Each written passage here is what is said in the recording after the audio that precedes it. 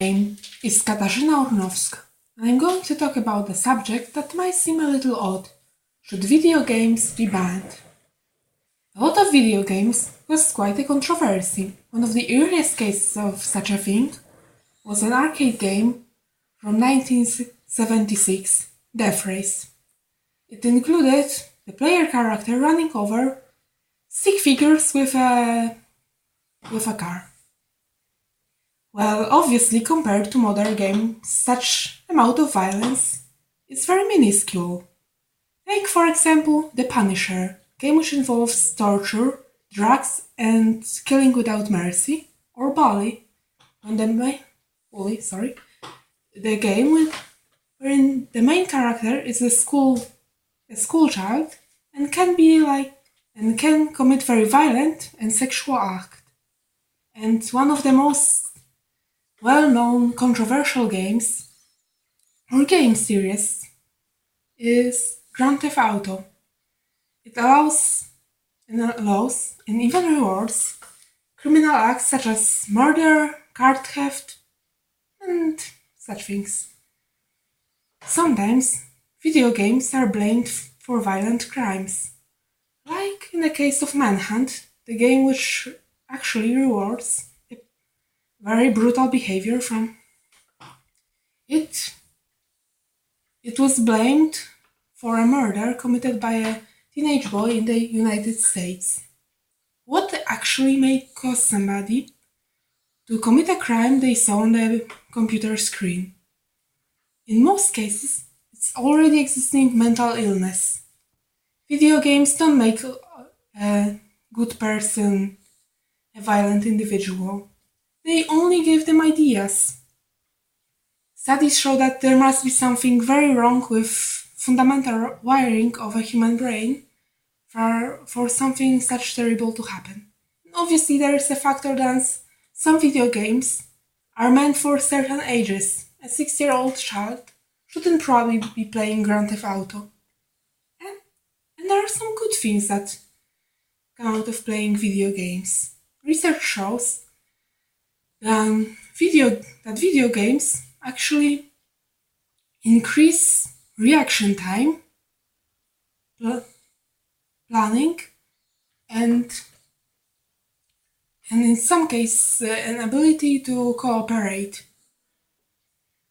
And there is also a thing that video games are, like any other kind of media, can show very different scenarios and promote vastly different values.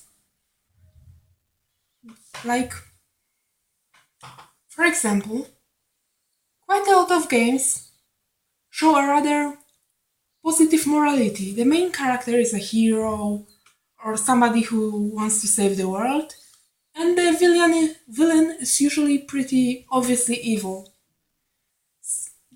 There are obviously some games, quite a lot of modern games show anti-heroes and anti-villains, but in action, and obviously video games are also a good fun, actually. They are like any other kind of pastime, actually. So why are they seen as evil? Well, there's a effect called the new rock and roll. People are naturally afraid of something that they don't understand, that they feel unfamiliar with. So, and the new rock and roll is something that happens when a new kind of media, a new kind of cultural item, so to speak, is introduced, and young people are seen engaging in it, being interested. Since older people don't understand this piece of culture, they are fearful naturally of what it might promote. So that's the case with video games. Older people remember the times when there weren't any video games, so they are afraid that such a new kind of media may show something that may corrupt the youth. And that's the core of all the fears that actually concern culture, that in the past concerned comics, radio, television.